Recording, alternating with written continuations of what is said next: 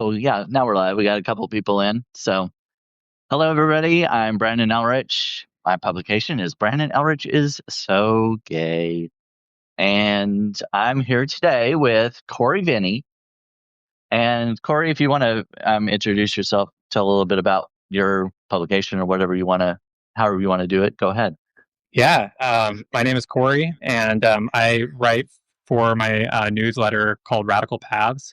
And I've been writing now for about a year on Substack, which is kind of wild that it's already been that long. But what I really focus on is people and the ability to really redefine our metrics of success and our paths in life according to what we want the most. And something I say a lot is basically like I try to help my readers hopefully make their realities look more like their values and really identify their values and think hard about like what's important to them and then try to build a life that they want around those values.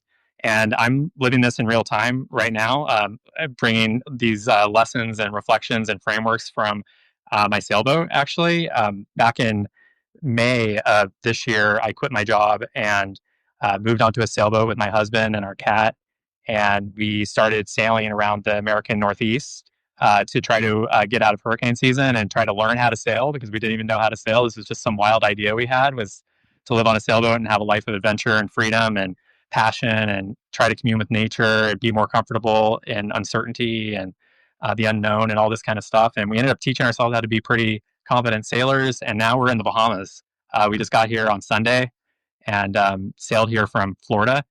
So now we're just at the beginning of this international leg of the trip. And again, I'm really hoping that my readers take away some of the lessons that we've learned like along the way, that you don't have to be an expert in order to do something new.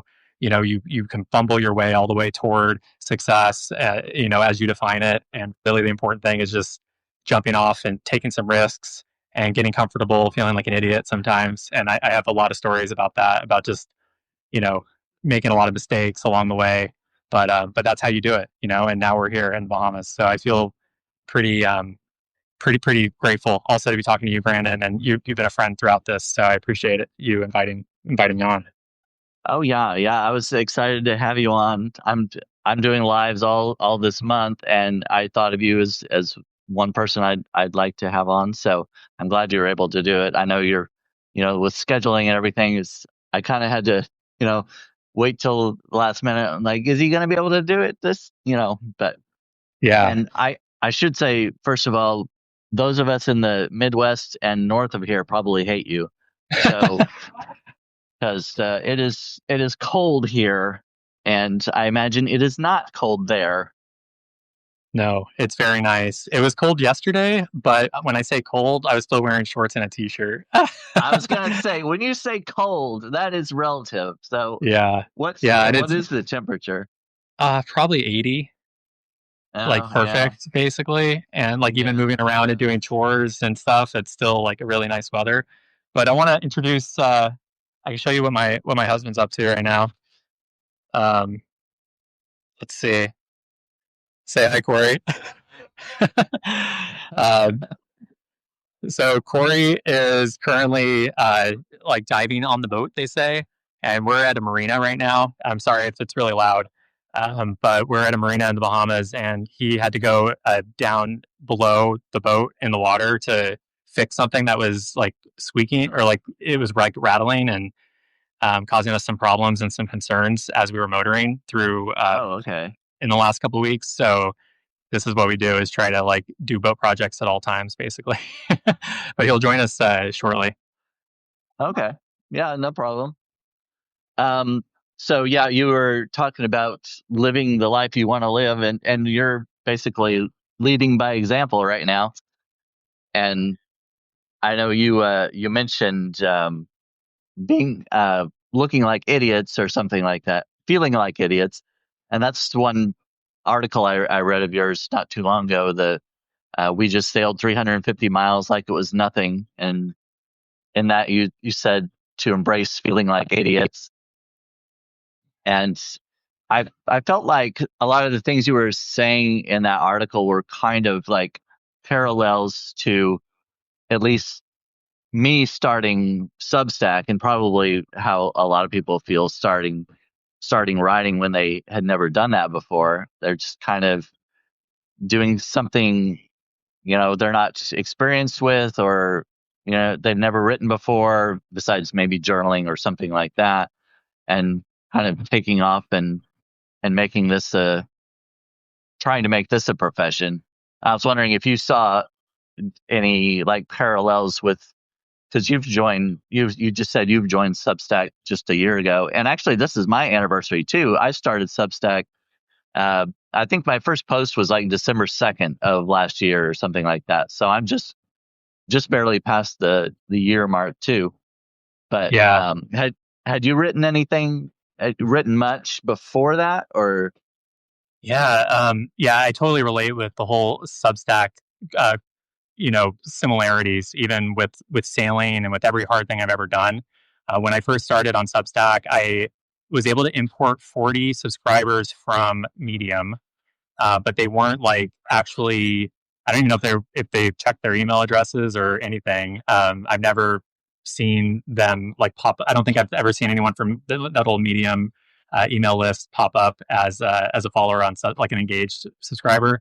And it was really lonely at first, publishing to a yeah, couple people. I actually didn't even tell my friends and family at first about my Substack because I wanted a little bit of freedom um, to just talk about whatever I wanted and feel like I didn't have to like be. I don't know. I didn't want people like celebrating me if like before I was actually producing anything good. Like I wanted some time to play a little bit before I really let people know. And I did feel like an idiot actually a lot, just publishing into the void, spending 10 hours on an article that maybe one person read. uh, yeah, but but yeah, to answer your question, I did read. I did write on Medium for about a year before that. Pretty steadily. And even back a few years before that, I was writing on Medium as well while I was still in grad school. And I got to see the evolution of Medium and just how it used to be more common to make some money on some of the essays that I would write on Medium, and then it yeah, became actually pretty challenging to yeah, make money, as you know. I think Brandon yeah, and so one of the things that I really liked about Substack though was that I could engage better with my community that I was building. Because in Medium, I would see sometimes I'd write articles and very different readers would be reading them for each article. I didn't have like a steady group of people that was following me. It really depended on the topic and all that. And so Substack has been great for that. Just um, but it took, I still feel this way. Like I feel like I haven't hit some of the metrics that I wanted to do. I haven't been able to put as much time into building out certain aspects of my Substack as I hoped I would by this point. Um, but I'm just going to keep going. Every week I publish an article on Sunday. I try to engage with notes every day, like publish notes, engage with other people, and at the very least, I have a really cool community of people that I really enjoy and get to share this adventure with and get to learn from. But yeah, it's still something I feel, you know, like I feel a little insecure about sometimes, and I think like any of us who put ourselves out there and create and write or draw or do whatever, that's going to happen, and that's just the nature of it. You just have to keep pushing through it and remember why you're doing it, I think.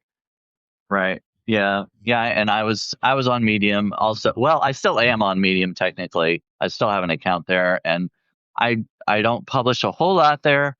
I started there in, I think it was 2022 maybe, when I actually joined the partner program. And I just kind of like you, I was a little luckier though. I feel like I did kind of, I was part of a community there. I joined like a writing prompt community, and so we all read each other's stuff.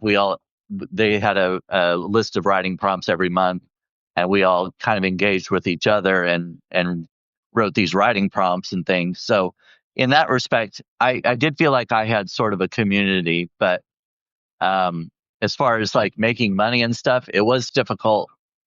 And I got to the point where I was finally getting boosted. I got a bunch of articles boosted, and For like 2 or 3 months in a row, I was doing pretty well doing that. And I thought, oh, maybe I could actually make money doing this. Hmm. I can earn my living on Medium, and then, you know, that stopped. Uh, Really? So it just like kind of turned off one day, or it yeah, it just was, became harder to do to recreate the yeah, magic? I kind of got to the point where it was like in October of, I don't remember. Time is, uh, I can't keep track of time anymore, but it was October of a couple, 2 or 3 years ago. I got an article boosted, and then I wrote a couple more and they were boosted. And so October, November, and December, I was getting a bunch of articles boosted. And there was, in one of those months, I made like 800 and some dollars on my boosted articles, which was really good for me. I mean, that was a lot more than I had made any month previous. And, but then in January, I got to the point where I kind of figured out their formula, kind of what they were looking for in a Yeah. boosted article. And then a couple articles that I wrote, I was sure that they were going to get boosted and they weren't. And that kind of discouraged me. And I was like, oh, but then I got a job doing some freelance writing, and I did that for several months and just put Medium to the side. But yeah, they kind of changed up what they were looking for in the boost. They weren't doing the LGBTQ stuff as much. They weren't boosting as much of that. And I've heard that from other writers like Dana Dubois. She's a boost nominator and writes Hmm. for a Pink Heron Pronouns, which is an LGBTQ publication on Medium. And she said the same thing, that they kind of stopped boosting those types of articles. But Yeah, yeah, anyway, I it's really frustrating. I've tried to go back and occasionally submit some articles about my sailing adventure, and I have like almost zero luck with any sailing stuff. Even though I feel like my sailing isn't just about sailing, or my sailing articles aren't just about sailing. It's about like larger life lessons, and I try my best to. I understand that most of my audience are not sailors, and I am very yeah, clear, I think, to folks that this isn't a sailing blog. This is more like a life culture philosophy blog. Hopefully, I'd be curious how other people define it, but I'm surprised by like my articles not really doing well on Medium. I did have in August, I believe, I got 2 articles boosted right in a row. I think within like 3 days, and I made like $1,000 in a month. And I was like, hell yeah, oh, Medium is back. And then I yeah, just kept on trying, and I just didn't. I wasn't able to do it. And every time I don't get boosted, I know you're supposed to just keep on playing the lottery game and just keep on like pushing forward, yeah, and like not worry about it too much or take it personally. But every time I don't get boosted, it feels like someone's like, punching me in the face. Basically, it doesn't feel yeah, good. Whereas like on Substack, I don't make much money, but at least like I have total control, and the metrics that I have for whether something is good is whether people are engaging with it. And it's like, if I'm getting a DM after and someone's telling me like, thank you for what you wrote, or mostly yeah, comments. Like I really am, my favorite thing I think is comments. Like when there's like a lively discussion about something I wrote, like that is like the best, yeah, coolest thing. And just getting to know people better, and like how people approach these ideas, and even like other sailors or other, people that have done hard stuff or living vicariously through what we're doing or whatever, or just have an opinion or some reflections or questions. It's like the coolest thing in the world. And, even though I do need to make money, I think I'd still be doing this even if like, even if that wasn't yeah, like a necessity. So that's kind of a cool thing to be doing. And so I don't, I think even though I put an untold number of hours into my Substack, like, probably like just so much, like 600, 700 hours or something. I've written like 60 articles and then engaged in notes and stuff. So it might be 1,000 hours or something, and not made. I probably am like at like $1 an hour at this point, yeah, if that. But I'd still be doing it. I don't feel like an idiot for putting in that time. Like I love it. I love this community, and so yeah, I'm kind of like coming full circle to say that I wish that Substack had something a little more like Medium, where somehow they could support some of the writers that aren't the big shots. Somehow maybe they can yeah, uh, tax or something the big ones that are the purple check marks, and somehow use those proceeds to keep the other like up and comers going. Otherwise, I think a lot of people are gonna find out that a year in, they're just not making enough to make it worthwhile. And, Substack can suffer in the future because of that, unless people are just doing it because they love it.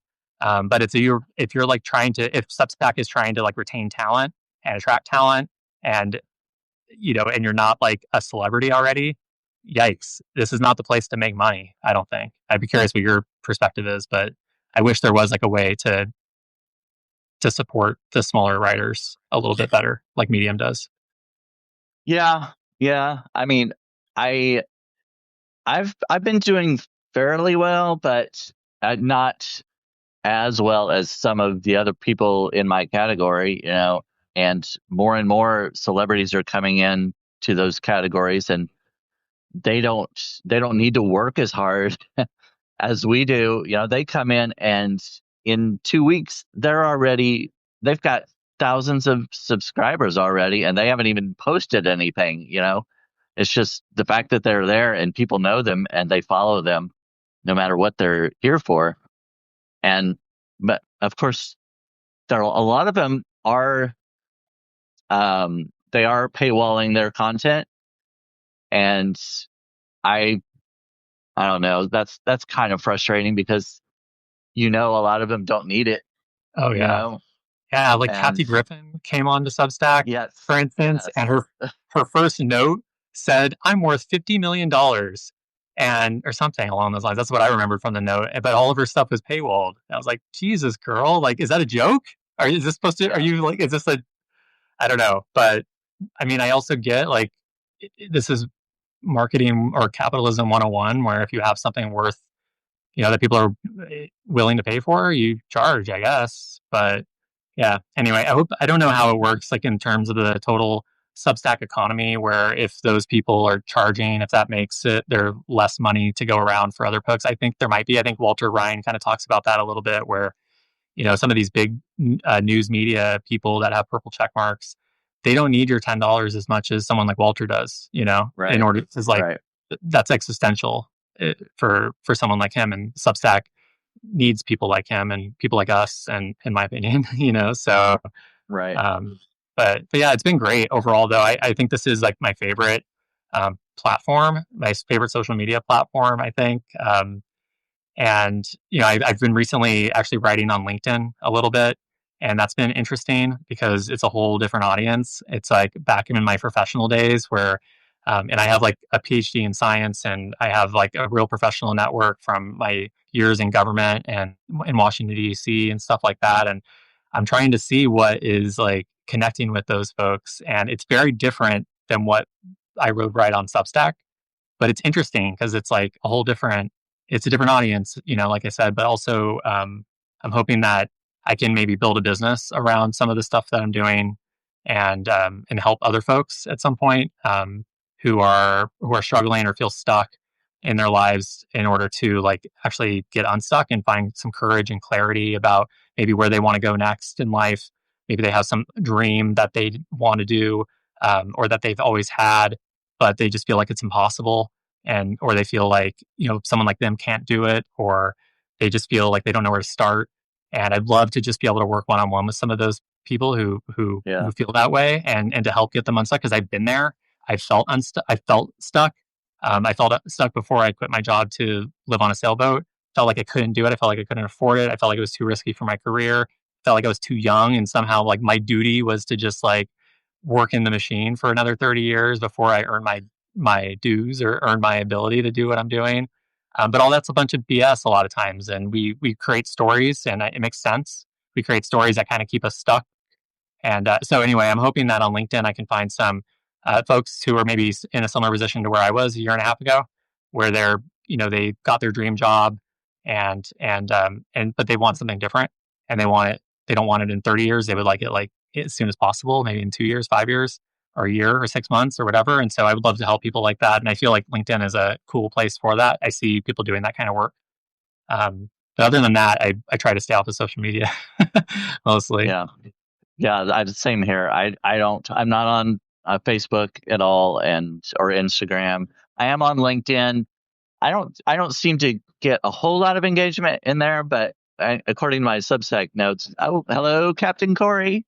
Hello. Yeah, this is my How's it going? husband. It's going well. How are you? All right. Great to meet you. Nice to meet you. Yeah, you too. Did you get it done? Yeah, I got it done. Yes. Awesome. And he didn't get eaten That's by a cool. shark, so that's Yeah. good. We were concerned about some sharks. I think it was Oh, 2 days. really? I mean, actual concern. Yeah. Well, the first day we were here, I dove on the boat to check some things out, and there were some guys cleaning some fish on the edge of the dock, and it Oh, attracted some yeah. sharks. So Yeah. they were like, "Oh, you should probably get out of the water." And I got out of the water and went over to the dock to look down into it, and yeah, there were a few sharks down there. So Nice. Oh, yeah. I've never had the desire to swim with sharks. I know some people do that. Even in the cage, I'm like, yeah, yeah, no thanks. Yeah. Some of the sharks are supposedly nice, and some of them are really deadly. I want to introduce you to the third member of our family also. This is Pineapple. She Oh, just jumped up. gosh. She's howling down below. I know some of the folks on the call. I saw Ted on here and Violet and Elias and Simo. I think they all know our cat. She came with us as well on our adventure. Well, this is Aw. Zach. oh, But my other cat Zoe is in the other room sleeping, I think. So I'm not going to disturb her right now. Are they friends? Um, sometimes. Zach would Zach would say that they're friends. Zoe is not. I don't think she would agree. But Yeah, yeah, that's they how it goes tolerate sometimes. each.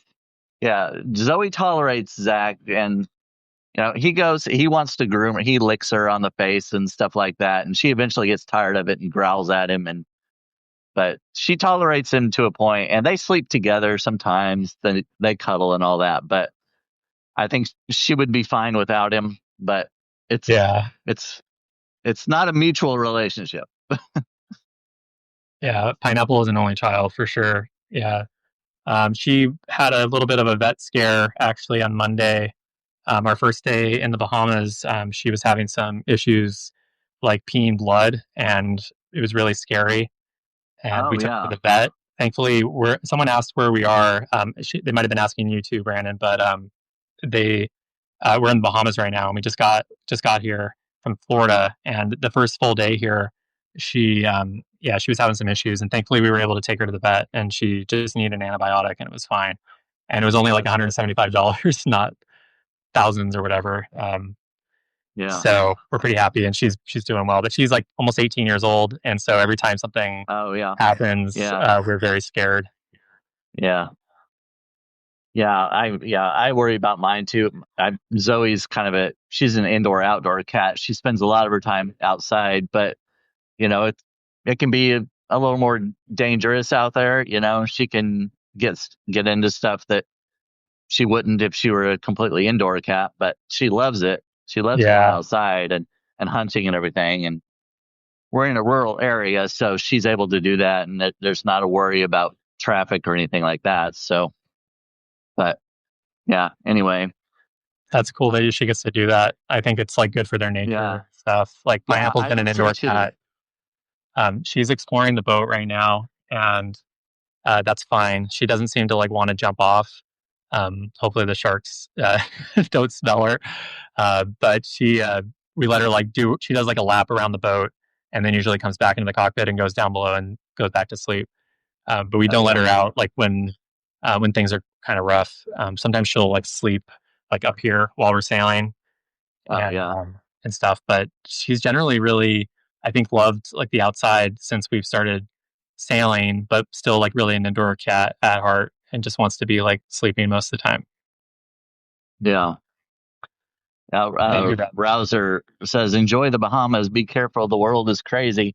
That was one thing. I was on video with you and Robert Dana, a while back, and one thing I was asking you about was, being gay and going to some of these ports, depending on the area and stuff. If you found any issues, and at that time you said you've been pretty welcomed and everything. And I was just wondering if the Bahamas are any different if you've noticed anything down there, because like I've talked to one lady who used to live in Jamaica, and she said it is not the most welcoming place. It's kind of there's a lot of homophobia in down there, but I didn't know what it was like in like Bahamas in your area. What have you noticed, Yeah. or do you know of anything? Oh, she jumped off the boat. She was on the dock. Sorry, it's but it's so funny. She's a little crazy, and she makes us laugh. I'd be curious what Corey thinks. But so far in the Bahamas, people have been really chill and just so nice. Oh, that's great. And I think sometimes we're a little naive. Like we think that maybe people don't clock us as being a gay couple. But I think it's pretty obvious, honestly. Like we live on the boat together. We talk about we talk about our stuff, our cat. It's Yeah. pretty obvious. And we were at the bar actually here at the marina in Freeport, and an older guy who's an American, he was talking to us, and I always get nervous like talking to strangers, like especially with both of us, because I'm just like, okay, like he's gonna know, like, and is he gonna be okay with it, and is he gonna hate us or say something or treat us differently or whatever? But he just said like right away, he's like, you're clearly a couple. How long have you been together? And we told him like almost 18 years, and it's true. But and he said, he was like, oh my god, that's incredible, like how have you done that? That's insane. And he just treated us like anyone else, and it was really neat. um That's really cool. I like that. but he wasn't a Bahamian. He was American, and Hmm. still seemed like a little conservative bent, honestly, the way he was talking about other stuff. So that was still pretty um w- comforting. But I don't know, Corey, did you have any takes on that?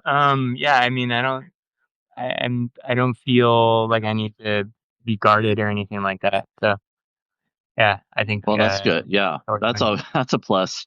Yeah, so far so good. Yeah, people just Yeah. seem like, I don't know, like just super genuine and really We've nice. we've done quite a bit of traveling together internationally, including places like India and other Oh, yeah. conservative type countries, and I think I've become pretty comfortable just going with the Yeah. flow, and I've yet to really feel super concerned during traveling about our relationship status and stuff like that. So That's good. Yeah. I get a little nervous. Like I even said the other day, I was like, okay, if it ever comes down to it, I am okay with you referring to me as your friend or your best friend. And there's Yeah. something really sad Yeah. about that, right? Like Yeah. that's not who, I mean, it's true. We are each other's best friends. Yeah. Um, but yeah, it's like almost like, and then sometimes I think about it, like maybe I shouldn't be, um, sad about that, because like I know a lot of Americans that travel and say that they're Canadian. They lie about some like Oh, basic yeah. aspect of their identity, and it's just there's different reasons for doing it and different pluses, but we're probably just gonna play it by ear, and not let it stop us. Like that's Yeah. the idea, unless something is just egregious. I saw someone in the comments here say that Rousers say that they look at the ratings for cruises and that are given as danger, and then and I'd be curious if there's a little bit more clarity on that. But I know that there's some countries that are a little bit more questionable, and maybe we'll be a little more careful there and just not go. But the plan Yeah. is to keep going around the world, and see what happens, and try to maybe test that hypothesis that is the world safe? Are people really kind when it comes to one on one? My experience in the world has been yes, so far. Except for like we talked about this last time a little bit too, Brandon, I think, where it's like some of the people closest to us in our lives are some of the meanest, right? About like Yeah. Yeah. the basic Yeah. aspect of our identity. Like I haven't Right. experienced as much homophobia as I did when I was a kid, like around my Yeah. family, unfortunately, and also around my neighbors in my small little suburb I grew up in. Like Right. the rest of the world has actually been much kinder than those people that were supposed to be part of my tribe. Right. Yeah. And I have Okay. to do the kind of guarded thing. Oh, sorry. Did you need to? yeah, I need to step away, Brandon. But it's really great Okay. meeting you, and Yeah. You too. I was glad I got to talk to you. yeah, for sure. Um, yeah, in my own, because I'm in the rural Midwest and it's conservative, so I have to kind of be careful depending on where I go. If I go to a rural country western bar or something like that, I'm probably going to tone it down, Yeah. not be as gay, I guess, or whatever. But um, yeah, so it happens in America too, that we have to kind of um, guard ourselves, protect ourselves, depending on the situation. But Yeah. Yeah. Yeah. Speaking of which, actually, I think this happened after I talked to you last time, Brandon, but we went back to rural Virginia, to a place called Deltaville, which is like a one horse town. It's known for its sailing resources. And so a lot of sailors will stop there to get work done on their boat and stuff. And we were there for a week or so, and it's very rural. Like, in order to, when in the place that we anchored, we took the dinghy to the dinghy docks and then had to walk like 30 minutes just to get to a 7-Eleven, and like another 30 minutes to get to the grocery store, and there were no sidewalks or anything. It's pretty like inhospitable, like in terms of unless you have a car. But yeah, when we were there, one lady stopped us and offered us a ride back to the boat. And she was really nice. And she said that she had just sailed around the world with her husband. And she said, "I'd love to have you guys over for oysters. Do you like oysters? Like, oh my God, let me go talk to my husband, and we'll like reach out to me on Facebook, and we'll get back to you, and we did reach out to her on Facebook. And we also happened to see on Facebook that her husband had was holding like a Trump mug in one of one of his pictures. And it's like, okay, maybe that means something like meaningful, or maybe it's always something a little meaningful for me, but whatever. But she never got right. back to us. And we were there for like 5 more days. She just totally ghosted us. She didn't accept Corey's friend request. Mm. And maybe it's for the best. During that time, Yeah, I kind of decided like I don't really want to have, break bread with people who aren't going to be just like completely welcoming and whatever. I don't know if they looked at our Facebook, or which I haven't even like looked at in years, but I'm sure it still says I'm like married to Corey, and right. uh, maybe they saw that and that wasn't okay. And Yeah, yeah, like that's America. Like we talk about going all around the world or whatever. And in reality, like most people are really nice. It's like, but it's like our fellow Americans also that unfortunately don't necessarily treat us like the humans that are, with humanity. And because of the political tribalism, largely because like they might have not even like disliked us or feared us because we were gay, but because being gay means we're probably liberal, and maybe being liberal means that we're yeah, going to be like asking them to wear a face mask or something. I don't know what they're afraid of exactly. Like, right. uh, but like maybe my theory is that it's like more about this tribalism of like, no, they're probably Democrats and we are not, and like we are not going to like be friends. Whereas like in the rest of the world, they don't look at things through that lens. They're just more like, Yeah, sometimes they'll look at you as a potential customer, maybe at the very least, but other times they'll just look at you as a human, and they'll yeah, treat you well and say hi and bye and like ask you how you're doing, man. And it's like it's awesome, and no one's like hating you because you might have different beliefs than them. And I think, unfortunately, that's how a lot of places in America are. yeah, So I'm expecting that things will be pretty chill, like as we keep going, at least for a while. yeah. Well, yeah, I'm glad you've had a good experience in that respect so far. I mean, I can imagine it could go the other way if you were in different places, met Yeah, the wrong people, I guess. But yeah, I guess you've been fortunate so far. So I hope that continues. me too. Me too. It's one of the least of my worries, I think. Like on the boat. Um, Sorry for the movement there. I needed some water, but yeah, like the boat is also like a lot of things are a little precarious. Like we go sailing and crazy weather with with crazy waves and crazy winds, and Yeah, we're on this little boat, and we don't always know 100% what we're doing. And on the list of fears, like how someone's going to treat us, if they're going to be mean to us or whatever is just like not a concern. Yeah. And I mean, it is like, it is still a concern. I have more empathy for other people, like actually like younger people. Like I'm 38 and I grew up with this shit. Like I think it's still not acceptable. But if someone were to treat me like with some sort of homophobia or something like that, I think I can handle it a little bit better. It's not going to break me in the way that it used to. And I know we're all in a different place with that, maybe, but I feel more empathy, for people who just don't have that kind of like level of kind of like acceptance for just bad people Yeah. in the world, and not like like I just don't internalize it as much. Like it doesn't mean anything. Like it's not about me. It's more about them. Uh, Yeah. but like when I'm sailing, like there are a lot of other way more pressing issues.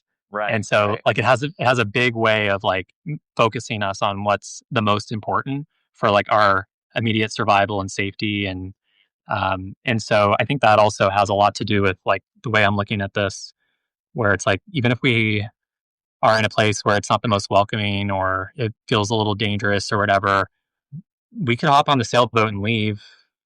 Yeah. you know we can go play. I don't know, we're not sure exactly what we'll do, but we have a little bit more like flexibility, and then we also have a lot bigger fish to fry. Yeah, that's that's one thing I was gonna say. It's like there's got I've got to put that joke in there somewhere, but Yeah. yeah, it kind of puts things in perspective. Um, yeah, so going back to your article, you were talking about entrepreneurs going through this pattern of you're a beginner, then you feel like an idiot for a while, you keep doing it anyway, you get a little better, you learn lessons, you start again, and one day you realize you're an expert. And that's kind of true as far as the writing world. I mean, you might have been talking more about this about sailing, but like you said, your articles aren't really about sailing; they're about life, and you use kind of sailing as the metaphor, I guess.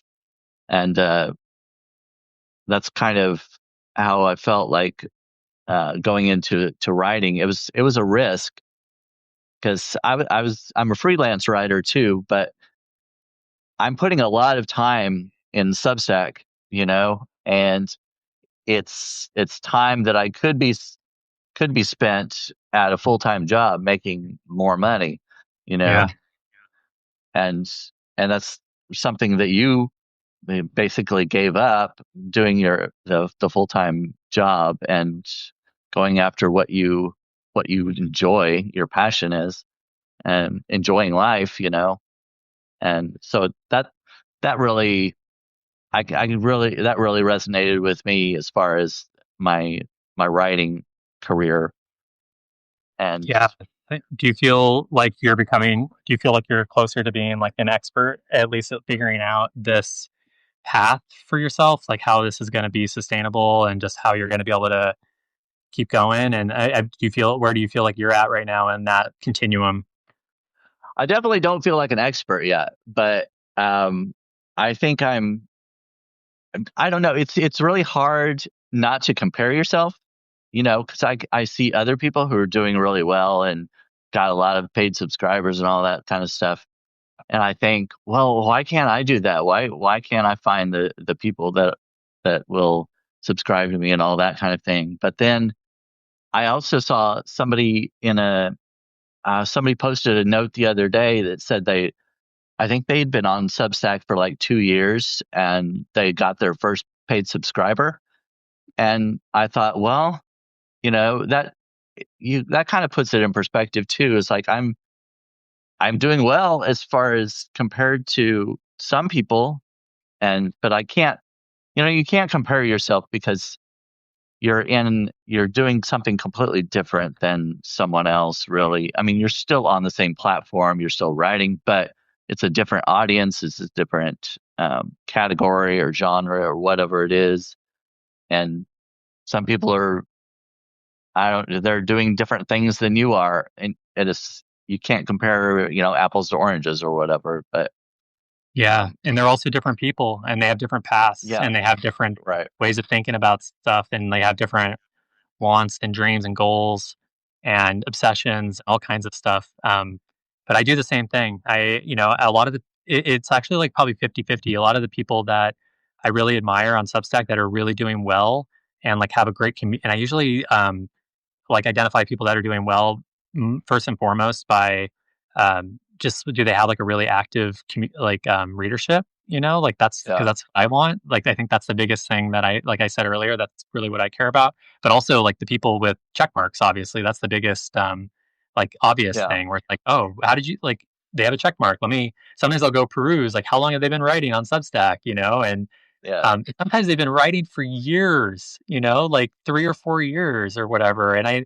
think about how, I think at my rate, if by year 2, or sorry, like, when I'm, like, in another year, I might have a check mark. I think that's a reasonable thing to expect if I keep on working hard and publishing every week and doing this thing, and yeah, that's not as fast as some people. I know some people that get them a lot sooner, and I Right. Right. also, know a lot of people that have, tons of subscribers and maybe not a lot of paying subscribers, whatever. I don't know, but like we're all on different paths, and so that's Yeah. something that I try to remember for myself. Like actually I went to Harvard for my PhD, and it's weird to like to talk about that sometimes because like I didn't come from like a really like prestigious academic life or before. Like my parents didn't go to college, they didn't finish college, and I actually started school in community college, and then transferred to a state college for my undergrad. And by the time I got to Harvard, that's actually where I learned to get comfortable feeling like an idiot because because I would get so hard on myself when I would work my ass off in a class and, study for the whole weekend and 24/7 in the library. And then I would still get like a B minus on the test or something. Whereas like the people I studied with would get A's. And I'd be like, what the Yeah. hell is the matter with me? Like, this is insane. Like, I never experienced that in school. That was, and I had a mentor at the time that told me, like, Corey, first of all, he's like, classes don't really matter that much. Like, focus on your own goals, like classes or someone else's goals. But then he also, this is my PhD advisor, and then he also told me like, once you like, just you got to get comfortable feeling like an idiot. Like that's where you're pushing yourself. That's where you're like you're pushing your own capabilities. That's how you're growing. And when you live in that space but don't feel bad about it, that's when you can actually like have fun. You know, and so that's Yeah. what I'm trying to do with my Substack and with my sailing, with everything, where like I try my best not like to get inspiration from people, not competition. Like, Right. Yeah. and I try my best to really just compare myself to my previous version of myself because like 20 years ago I was like a washed up drug addict. I shouldn't have lived to be like 25. It's a miracle I'm still alive today and I have like anything good going for me, and like I know my journey is different than the average person, and so sometimes like when I think about how much progress that I've made in different realms in my life, I smile so much because I don't compare, I'm not comparing myself to the person that's CEO at my age or the person that has a purple check mark at my age or the person that's already sailed around the world twice at my age or whatever, Right. because that's not my path. You know, Right. that's my path is very different, and I kind of love my path. Like when I think about it, like I love my memories. I love the people I know. I love the experiences I have. I love the mistakes I made because now they're kind of funny a lot of times. Yeah. And Yeah. like I don't want someone else's life. I want to just like enjoy mine. And so, I'm still a work in progress in a lot of ways. Like I haven't figured out exactly like how we're going to sustain this adventure long term. We do need to make more money at some point. We're not in dire straits today, and so I try to remember that. But but that's also like more will be revealed. Like we'll figure it out. Like I guess we'll figure it out. Like I figured out everything else in my life, and this is kind Right. of a Right. test to see like is that true? I think so. Like I'm a pretty hard worker. I'm not going to just like let myself like fall apart. Like I'll do something. Well, and then my husband, thankfully, I have like a partner that also works hard, But anyway, that's kind of where I'm at and kind of how I view this whole spectrum and things like that. Yeah, and in a way, I kind of feel the same way where I'm at right now, because I'm putting all this energy in and to Substack and making a little bit, not not as much as I would like to, and I still need to do like side gigs, freelance writing jobs, but um yeah, I kind of feel like I'm willing to be an idiot sometimes, I do these live videos, and I've been doing baking videos and stuff, and sometimes they don't go the way I planned them to, and I've been experimenting with my own original recipes and stuff, and so that's uh but I think that's been good, because there have been a lot of people who have said they enjoy it, and they want to see the realness, I guess. Mm. I'm just putting it out there, and sometimes making mistakes, and but if you look at like the professionals who are doing it, they're recording these videos and editing them, and they bring out this dish that's perfectly done and everything, and that they've done that behind the scenes and everything, and the video is all edited. But I'm doing this live, Yeah. so it's like I'm not hiding anything. This is what it is, and if it comes out wrong, well, I know how to do it next time, or what to avoid next time, or whatever. But yeah, I can definitely relate to that part of it. Yeah. And yeah, you definitely can't compare yourself to a lot of other people on here, especially celebrities. And it's funny that you mentioned Kathy Griffin earlier, because I mentioned her in a note right after she first got on Substack, and I had gotten a couple paid subscribers, and I was the rising list. I was like right above Kathy Griffin, and she had just started though, and I put a note out there, and it's like, hey, look, I took a screenshot, and I was like, hey, look, I'm above Kathy Griffin, and I said, let's subscribe to me so we can teach the celebrities, that they can't control subject. I don't remember what I said. Something I mentioned her though. I tagged her, and I didn't expect her to reply or anything, but she did. What? She And replied? That's funny. yes, yeah, she was like, she was kind of snarky about it. I don't think she quite got that I was being facetious or sarcastic about it, and she was like, "Oh yeah, Brandon, you really clocked me. I've worked hard on these many years, and I'm being a woman in comedy, I always get put down because of men and everything like that." And I was like, I was just joking. Yeah. Jeez. You have to tell the comedian when it's a joke. That's ironic. I know, that's what I thought. It's like, it was obviously a joke the way I wrote it. I was like, I'm because I knew that she'd only been there a couple of weeks, and she hadn't even posted anything yet. Yeah. But I don't know. I was like, all right. But it's funny that she replied. Yeah, that's awesome. That's really funny. But yeah, celebrities that there are a lot of celebrities that we were talking about them paywalling their stuff, but there's some, like Joseph Gordon-Levitt is on Substack, and he doesn't paywall any of his content. He puts out a lot of live videos. He talks about AI and he's really working to make sure that creators are compensated for any of their work that AI uses, and like artists and writers and all that kind of thing. He's a big proponent for trying to get them, because right now AI just takes whatever they want from wherever they want, whomever they want, and they're not compensated for it. And he's really trying to work to make sure artists are compensated. So I really appreciate him, and I follow him partly because he doesn't paywall his stuff, and he's really working for us. So anyway, I try to pick and choose. he's using his platform for like some maybe greater good other than like self-enrichment, and Right. at the point that where he doesn't need the money, apparent, presumably.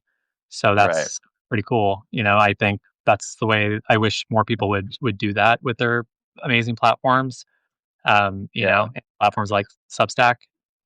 But but yeah, I really like what you said also about just sharing like your baking videos, and have it be more raw and unfiltered and everything, because it's interesting that like we have like people like Martha Stewart, for instance, who have made empires on a sort of Yeah. perfection, and like selling like this idea Yeah. that even uh, you know, anyone can basically cook a 5-star like fine dining meal and that kind of thing. And I think that's a form of empowerment there, where like, it doesn't, you don't need to be a trained chef or go to France or whatever to have like good meals and all that. And I think she has like a charm about her that people have really responded to and stuff. But that's never going to be my style. It doesn't seem like that's your style, like at least in terms of like Yeah. producing content along those lines. But except like now Martha Stewart is like taking this turn where she's actually a lot more chill and cool, and would probably do something more Right. similar to what you're doing, actually, just like Yeah. with naked in a cooking apron. Like she'd probably Right. do something like that and think it's brilliant, and it would probably go viral. It would Yeah. certainly go viral. And but I mean, I think there's room and a place for both of those. But like for me, like I know that there's probably certain things I could do differently in order to maybe gain more subscribers. Like my subscribers have also like really responded well to my cooking stuff, because like I cook a lot of really amazing meals on our boat. Yeah. I saw. Did you? Was it a video that you did that I watched? I can't remember what it was you were making, but I watched. I think it was mainly like vegetables, because you were talking about how you need to learn what you could keep without refrigerating it for a long, or what you could use, without Yeah, yeah, it wasn't exactly. things that wouldn't go bad quickly and that kind of thing. Yeah, we don't have a refrigerator on our boat. Most boats do in the modern era, but ours is broken, and we didn't want to spend the $2,000 to fix it, so we Yeah. are going without. And I think the only video I posted on Substack was about making some homemade Indian naan. But I also like post a lot of pictures about like the produce that I get and how well it keeps, and even without a fridge. And we have eggs, and we have bell peppers, and we have zucchini, and we have broccoli, and we have carrots, and we have potatoes and onions and garlic and all this amazing stuff. And it keeps for quite a while if you take care of it well outside of the fridge. And so I've been posting a lot of material like that, and I don't have a ton of new stuff to share other than we're back in like warmer weather, so some of those the perishability is going to be a little different than what it was like in the cooler regions up north in the United States. But I don't want to be like I don't know, I want to do it when I want to do it. Like I think like there might be some sort of niche for me to carve out where it's like, oh, Corey, the boat galley guy who like cooks on his boat. Like maybe I could be that guy and make $1 million or whatever. I doubt it, but I also have to like do what I want to do.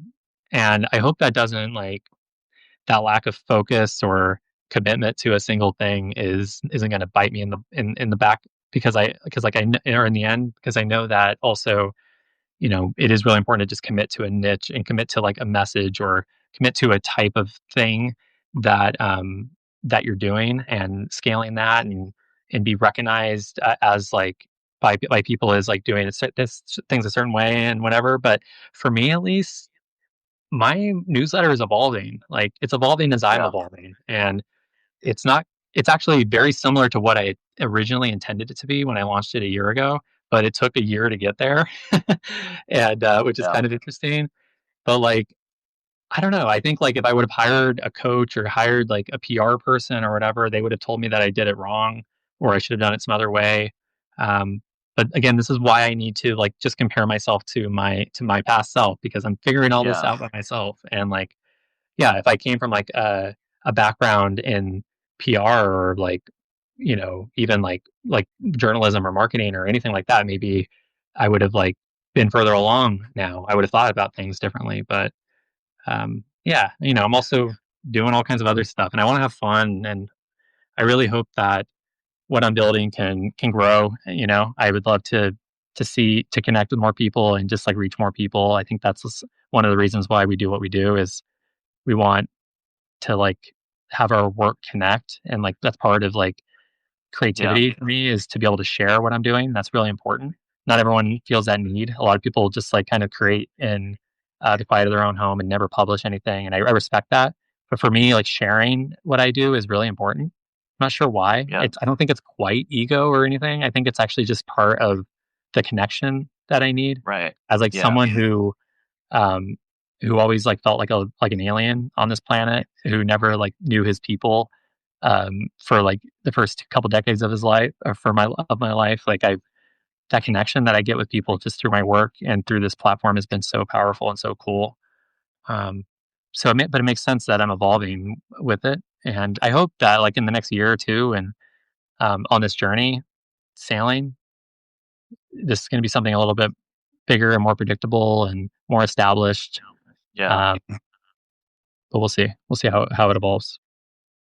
Yeah, and I think Substack is good for branching out too. When you have like now that you can have different sections for different topics, like like the pod, like I'm doing my baking videos, I have a section for that, and people can unsubscribe or subscribe just to that whether they like it or not, and then so you can be more eclectic. You don't have to stick to one specific niche. If people like you but they like a particular part of your content, then they can subscribe to that part of it and maybe not to the others or whatever. So I think that's helpful. Yeah, I really like agree. that aspect. I haven't thought through all that stuff with me yet. I don't know. I'm not exactly sure where I'll go in that world. I do feel pretty good because I used to get a lot of people unsubscribing for my work. Like once I would send out a newsletter, I would get like anywhere between 3 and 5 people would unsubscribe. And Oh, really? it was very weird. But I think like that's part of and it used to, really frustrate me. This was like as I was newer and with Substack, but I think it was because I got a lot of my subscribers through notes that weren't even related to sailing. They were just like random topics that got me a lot of subscribers, or I get also subscribers through recommendations from other people, and from their newsletter. And I think that some people just, it makes sense that they wouldn't connect necessarily once they saw what I'm doing. But I've noticed that unsubscribe that unsubscriber thing has gone down quite a bit lately. Like people don't unsubscribe anymore generally. So I feel like maybe that means that they're generally interested in everything that I'm doing, but I'm not sure. Like if like the sections would be important sometime in the future especially if I'm publishing maybe more than once a week at some point, there might be some there, but I'm not exactly sure how to use that for myself. Yeah, I think it would be a good way to test something out. Like if you can create a new section, and if you had a different interest or whatever, or publish in a different way, or maybe if you have long form content, try short form content in this section or whatever, and see how that does. And you can always get rid of that section if it doesn't work or whatever. But yeah, I think it could be a good way to test something new. Yeah. But well, we're at almost at an hour. So before we go, I wanted to tell just everybody in the audience, in the chat, thanks for coming in. And if you're not subscribed to Corey, please do so. And of course, if you're not subscribed to me, you can subscribe to me too. That would be awesome. But I'm sure both of us would appreciate it.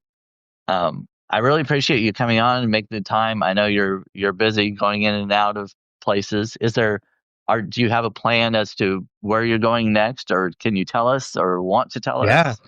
Yeah, absolutely. That's why the captain, my husband, is like kind of in and out right now as we're getting ready to leave tomorrow. We're in the northern part of the Bahamas in an island called Grand Bahama. And we're going to a fish fry tonight, actually, with like locals and some friends that we have here. And really excited about that. But tomorrow we're going to sail south to an island Either we're not exactly sure where yet. This is kind of how it goes, where we decide based on the weather and our energy levels, maybe sometimes the day of where we're exactly going.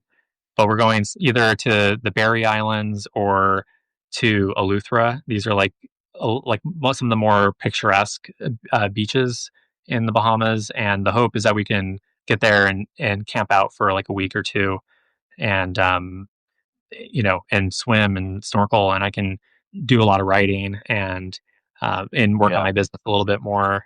This coaching business that I just started, and so yeah, I'm really excited for that. Like Corey is like currently working on the boat like most of the time, and like pretty much all the time, and he's like freeing me up, or he like is so supportive of everything I'm doing with the Substack and thinks it's so cool. So yeah, we have that dynamic going on, and we're excited to just like keep sharing what like this adventure and everything that we learn, um, and I hope that it helps inspire other folks to see what they're capable of too, because we're not sailors by any means. We are now, I guess, but we weren't sailors. I Yeah. guess is a better way to say it. And yet Yeah. we're just like sailing from island to island in the Bahamas right now, pretty confidently, and it's pretty cool. So that's what we're doing. And my newsletter on Sunday should have some details about wherever we end up, because I think Okay. we most likely will be there by Friday or Saturday, wherever we're going. So I'll have some updates and some pictures, and I want to do some more video also. That's something I'm trying to get into because the sailing life is so photogenic. So I'm trying Yeah, to do different mediums. I've seen some of the pictures, like your sunsets and stuff, that you posted on Notes, and they're really, really pretty. Yeah, it's amazing. Ted just said, aren't there dozens of islands? There are 700 islands in the Bahamas, actually, which is kind of wild. Wow. I don't know I how didn't many. realize that. Yeah, it's so many. So we'll see how many we get to. But anyway, Yeah, thanks for that's having me cool. on, Brandon. Yeah, thanks for coming on. I had a bunch of stuff written down, and I didn't even get to a lot of it. So maybe Oh, we yeah. can do this again sometime when you're docked somewhere else. Okay. Yeah, absolutely. Anytime. All right. Well, tell Captain Corey goodbye and Pineapple, and thanks for joining me. And Absolutely. everybody And else, see you all later. Oh, yeah, stay warm and keep your kitties warm. oh, Yeah. yes. All right. Thanks for everyone who joined us. It's so awesome to have folks take an interest in what we're talking about and stuff. It means a lot. And if anyone has any questions or whatever, my DMs are open. I'm happy to chat. Happy to get to know folks. Again, that's like my favorite part of writing here is getting to know who you all are and where you all come from and everything like that. It's like the biggest joy of this of having any sort of reach or any sort of audience at all. So feel free to reach out. I agree. I've had a lot of fun getting to know people through the videos and articles and stuff. So yeah. I agree. All right, Brandon. All right. Take care. See y'all later. All right. All right. Bye. Bye.